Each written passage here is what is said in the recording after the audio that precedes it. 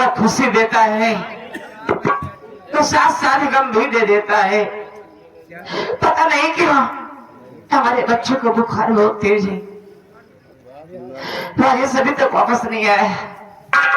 आ जाए तो दवा मंगाओ उससे।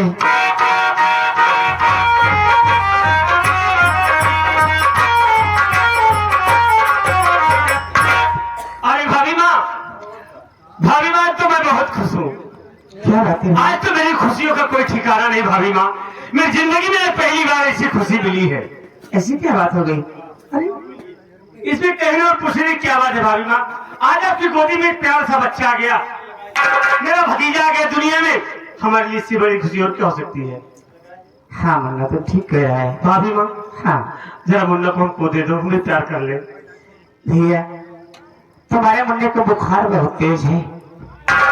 मैं तुम्हारी राह देख रही हूँ कि मुन्ना आ जाए तो मैं दवा मंगाऊं। तुम जाकर पहले दवा लेके आओ। पैसे है तुम्हारे पास? हाँ भाभी माँ मेरे पास पैसे हैं। लेके आओ भैया। आज मुन्ना को बुखार है। हाँ भाभी माँ चिंता न करें, मैं इसी वक्त जा रहा हूँ। डॉक्टर से बताकर मुन्ना के लिए दवा लाऊंगा। अपना मुन्ना बिल्कुल स्वस्थ हो जाएगा, इससे दिक्कत नहीं होगी। लेकिन भाभी माँ आज आपको खुशखबरी देना चाहता हूँ। क्या? खुशखबरी है भाभी कि आज मैं जब घर से गया पैसे के लिए ना, हाँ हाँ तो मुझे पैसे कहीं नहीं मिले भाभी। तो मैं परेशान हो गया पैसे के लिए। स्टेशन पर जाकर अपना दामन फैलाकर भीख मांगने लगा। क्या कर रहे तुम? सच कह रहा हूँ भाभी। उसी स्टेशन पर हमारी मुलाकात एक वकील साहिबा से हो गई। उन्होंने मेरी मदद किया, मुझे पैसा दिया। अच्छा और इतना ही नहीं, मिलाई केजी कोर्ट में दर्ज किया है। आज भैया की पेशी है और भैया से मिलने के लिए मैं आज कचहरी जाऊंगा भाभी माँ। तुम मुझसे मिलने जा रहे हो? हाँ भाभी। ए मुन्ना एक काम करो बाबू, मुझे भी साथ लेकर चलो। एक बार मुझे भी दिखा दोगे? ऐसा लग रहा है कि घर से गए उनको बरसों बीत गई है। उनको देखने के लिए हमारी आंखें तरस रही है।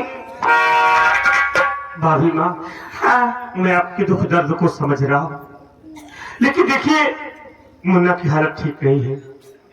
घर से कचहरी काफी दूर है। हाँ और इस हालत में बच्चे को लेकर बाहर जाना ठीक नहीं होगा भाभी। आज हम अकेले भैया से मिलने जा रहे हैं, लेकिन आपसे वादा कर रहा हूँ अगली पेशी पे जब भैया आएंगे तो हम आपको अपने साथ ले चल के भैया से जरूर मिला देंगे। ठीक है। भाई मुन्ना का ख्याल रखना, हम भैया से मिलकर बहुत जल्दी आएंगे। दवा दे के तब जाना। हाँ बाबू।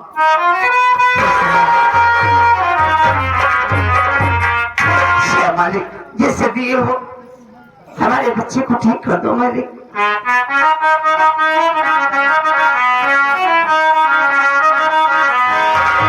जिंदगी में औला तो बहार बन के दिलवा में रही हमरा प्यार बन के।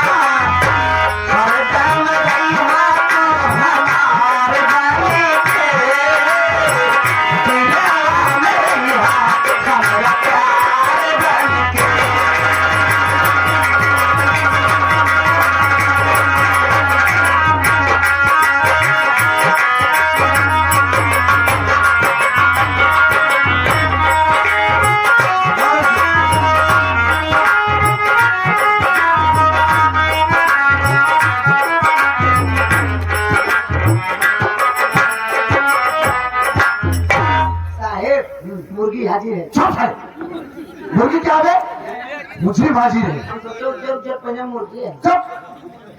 राम लखन, आज मुलजिम रंजीत कुमार की कचहरी में पहली पेशी है। मिलाई की अर्जी भी पड़ी, लेकिन न तो अभी इसके घर से इससे मिलने के लिए कोई आया, न तो इसके वकील का कोई पता। हमको लगा था समर गेम का। न कैसी बात बोलता है? हो सकता है कहीं ट्रैफिक में फंस गए हो। इतनी नाम तो टाफी में कैसे फंस गए? झूठा हो गया था।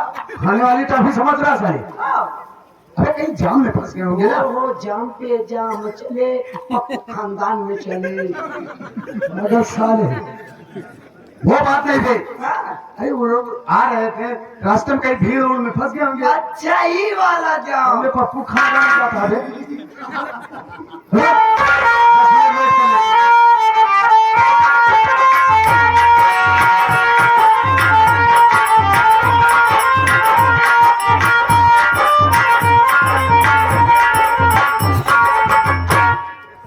ममता जी, जी हम कचहरी तो आगे हाँ, काफी भीड़ भाड़ दिखाई दे रही है, लेकिन हम सब काली कोट वाले दिखाई दे रहे हैं। मेरे भैया तो कहीं नजर नहीं आ रहे।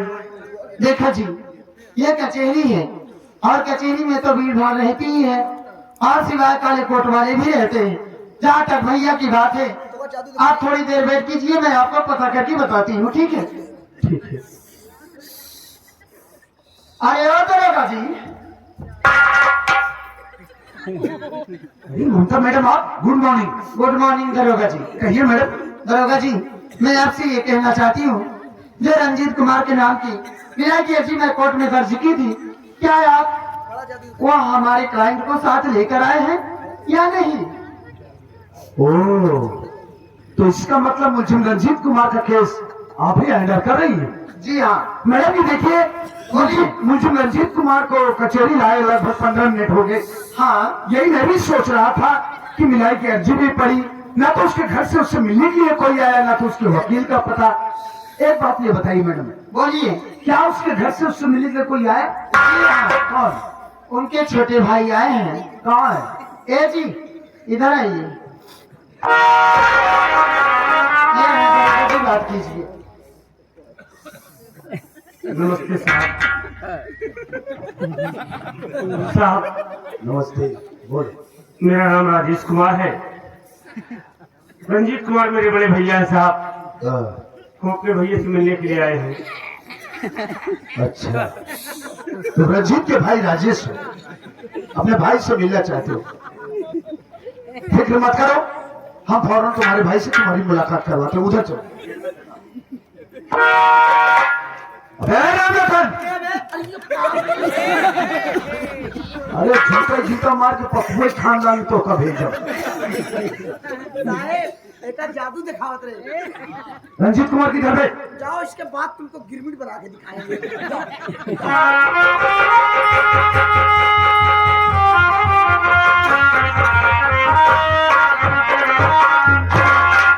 जी सर। रंजीत कुमार, देखो तुम्हारे घर से तुमसे मिलने के लिए तुम्हारा छोटा भाई राजेश कुमार आया है।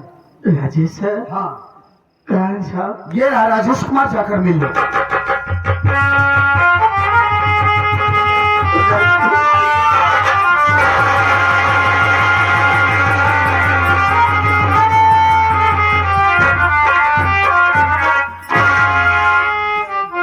कैसा है बाबू? घर का समाचार कैसे है? तेरी पढ़ाई लिखाई कैसे चल रही है भैया? तेरी भाभी कैसे थी? वो कैसी है मुंडा? कैसी? भैया, आप तो हम लोगों को छोड़कर जेल चले आए। आपके जेल आने के बाद भाभी माँ की तबीयत अचानक खराब हो गई। घर में पैसा नहीं था, मैं हॉस्पिटल ले जाना चाहा, लेकिन पैसे नहीं था तो कैसे ले जाता। भागकर अपने दोस्तों के पास गया, उनसे अपनी मुसीबत बताया, लेकिन किसी ने मेरी मदद नहीं किया। लास्ट में मजबूर हो गया, स्टेशन पर गया, भैया बाबू लोगों के सामने अपना दामन फैला कर भीख मांगने लगा। तेरा करियर बर्बाद हो जाएगा बाबू। बड़े सपने सजाए थे, सब कुछ बर्बाद हो गया। भैया जब स्टेशन पर भीख मांग रहा था, उस स्टेशन पर मेरी मुलाकात एक वकील साहिबा से हुई जिनका नाम ममता है। ममता ने हमारी मदद किया, हमें पैसा दिया, मेरे केसी कोर्ट में दर्ज करके आज हमारी आपकी मुलाकात करा दी। लेकिन एक खुशखबरी है भाई। कौन सी?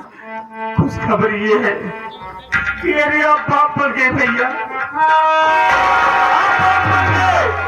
मेरी भाभी को एक बेटा हो गया है।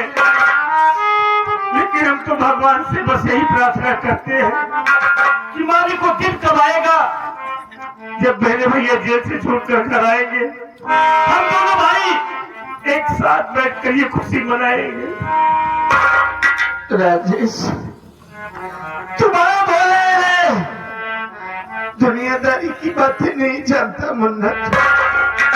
जब आदमी बाप बनता है ना और ये खबर उसके कानों तक पहुंचती है, तुझे इतनी ज्यादा खुशी मिलती है, इतनी ज्यादा खुशी जैसे जमाने भर की। तो देख अपने भाई को मैं कितना बदनसीब और अभागा हूँ, अपने औलाद की एक झलक भी नहीं देख सकता मुन्ना। मेरी बात सुन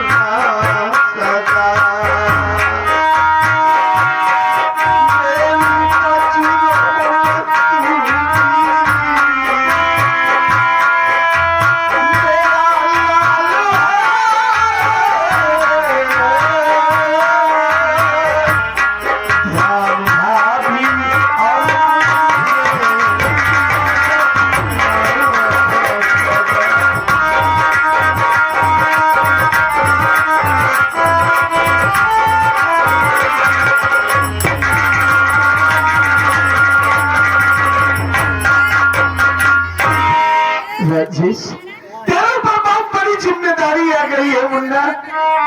अपनी भाभी और बच्चे का ख्याल रखना। राजेश, मैंने तुझे भाई नहीं औलाद की तरह पाला है। मुझे वचन दे कि अपनी भाभी और बच्चे का ख्याल रख। हाँ भैया, हम आपसे वादा करते हैं कि जब तक मैं घर में रहूंगा मेरी भाभी और मेरे मुन्ना पर कोई आँच नहीं आएगी भैया। देखो राजेश कुमार, नहीं रंजित नहीं, मिलाई का टाइम खत्म हुआ।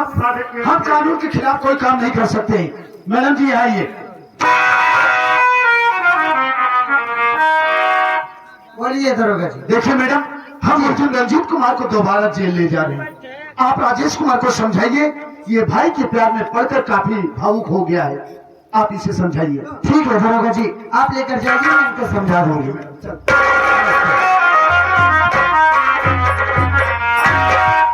देखो जी, आप रोइए नहीं, इसलिए कि अब ज्यादा टाइम नहीं है, बस 5-6 पैसे में ही मैं भैया को जल्द से जल्द छुड़ा लूंगी, ठीक है?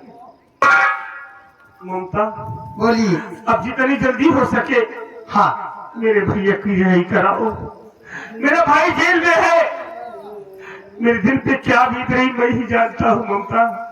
मैं समझ सकती हूँ, एक भाई का दर्द एक भाई ही समझ सकता है, लेकिन आप अगर रोगे तो मेरा दिल जरूर टूट जाएगा और मैं भैया के बारे में कुछ नहीं कर पाऊंगी। ठीक है ममता, अगर तुम्हारा ये कहना है तो आज के बाद हम नहीं रोएंगे बस। सच में? जी हाँ। तो अगर नहीं रोगे तो जरा हंस कर दिखाओ ना। ममता, क्या? मैं जब देख लेता हूँ ना हाँ, तो हंसने का ही नहीं, ना जाने क्या क्या ख्याल दिन मिलाते हैं। सच में? तुम्हारी कसम। लेकिन मैं आपको एक बात और कहना चाहती हूँ। क्या कहना चाहती हो? मैं आपको ये कहना चाहती हूँ कि अब तो ये अपना भेष बदल दो। ये फटे पुराने कपड़े तुम्हें अच्छे नहीं लगते हैं ना ममता? नहीं, कोई बात नहीं है, आज हम घर जाएंगे, कल से काम करने जाऊंगा। हाँ। 2-4 दिन काम करूंगा, कुछ पैसे मिल जाएंगे, फिर हम अपने लिए नए नए कपड़े बनवा लेंगे। आप ये कैसी बात कर रहे हो? आप काम करने जाओगे? अरे काम करने में क्या शर्म है?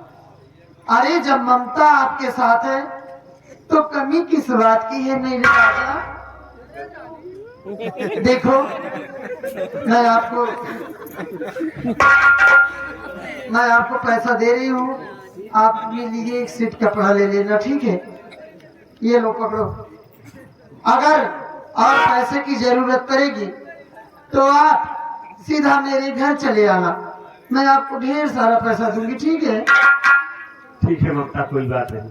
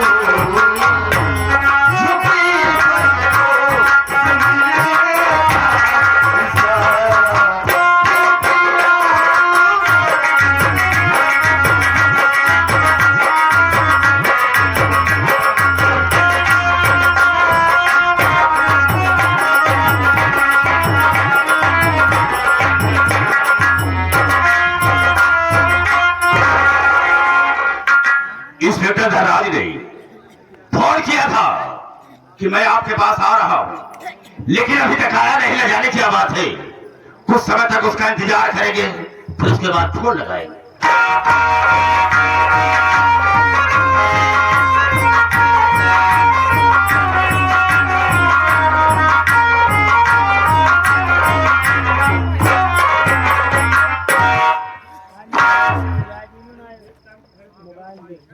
इंस्पेक्टर धनराज, आज के पहले जब मेरे पास आया करता था तो तेरे चेहरे पर मुस्कुराहट रहा करता, लेकिन आज मैं क्या देख रहा हूं कि खामोशी है। खामोशी का मतलब क्या हो सकता है, हम इसको जानना चाहेंगे। सर जी, हाँ, आप मेरी खामोशी का कारण जानना चाहते हैं? बेशक आप बैठ जाइए, मैं बतला रहा हूँ। ठीक है।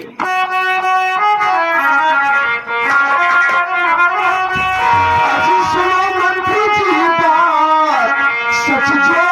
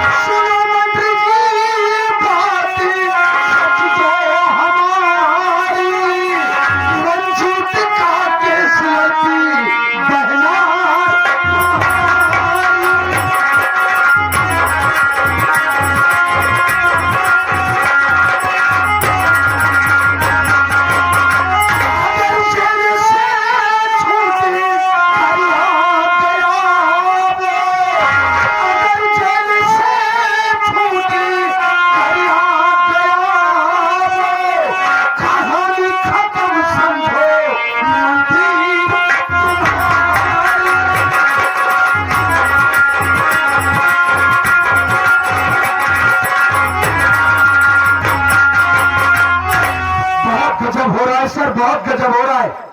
वो आपकी बहन ममता आपके दुश्मन रंजीत कुमार का केस लड़ रही है। जरा सोचिए सर, कहीं आपकी बहन ममता रंजीत कुमार का केस जीत गई और रंजीत कुमार कहीं जेल से बाहर आ गया, तब क्या होगा? क्या बकवास करते हो? मेरी बात को सुनो।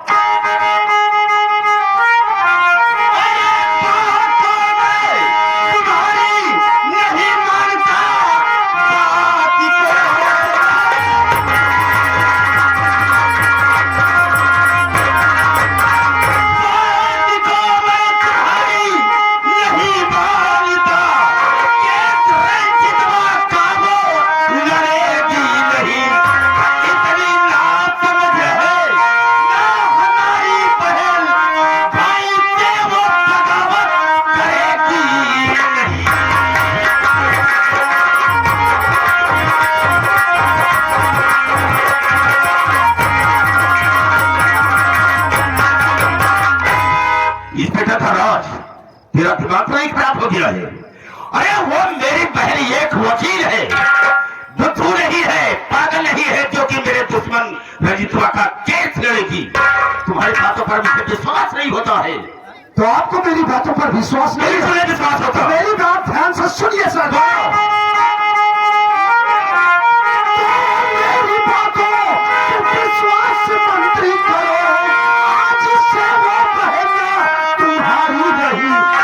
आंखों से उसका करिश्मा न फूटे, प्यारे राजेश से कोई वो कर नहीं।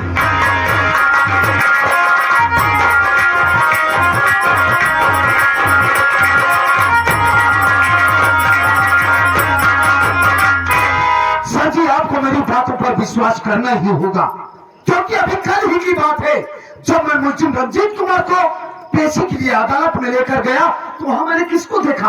आपकी बहन ममता को। इतना ही नहीं सर, बकायदे वकालतनामे पर आपकी बहन ममता के हस्ताक्षर थे सर। इतना ही नहीं, उसी रंजीत का जो छोटा भाई राजेश कुमार है, उसी राजेश से आपकी बहन ममता प्यार करती है। हाँ सर, मैंने अपनी नजरों से देखा कि वो राजेश की बाहों में बाहें डालकर झूला झूल रही थी। अरे सर जी, समझाइए अपनी बहन ममता को, समझाइए। कहीं कुछ उल्टा सीधा हो गया ना तो आप इस प्रदेश में किसी को मुंह दिखाने के काबिल नहीं रहेंगे। मतलब ये सब अपनी आंखों से तुमने देखा है? 110% ये बात सच है सर। तो ठीक है, अगर ये बात है तो मेरी बात को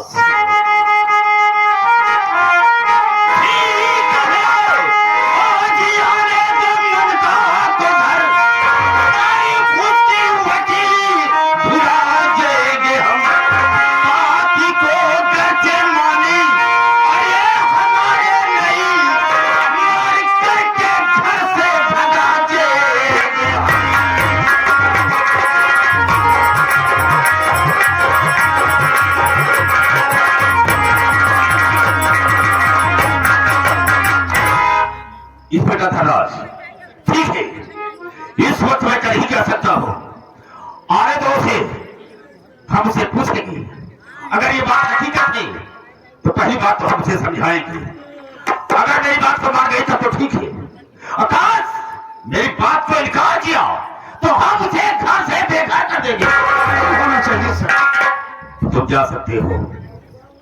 सर जी मैं तो जा रहा हूँ, लेकिन जाने से पहले मैं आपसे एक बात कहना चाहता हूँ, अगर बुरा न माने तो। बोलो, कहना क्या है? कहना ये चाहता हूँ सर कि मैंने आपको इतना इम्पोर्टेंट न्यूज दिया, इसके बदले में तो मुझे कुछ मिलना चाहिए ना। कहने का मतलब सर कि काफी दिनों से जेब खाली चल रही, अगर कुछ मिल जाता तो।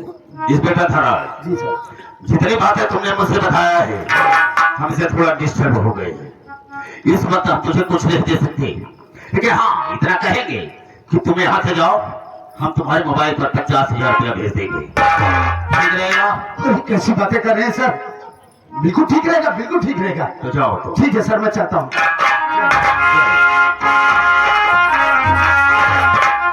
वाह ममता वाह, इस तरह से मैं तुझे कभी नहीं समझा था कि मेरे साथ इतनी बड़ी गद्दारी करेगी। ठीक है, आने के बाद मैं तुझसे बात करूंगा।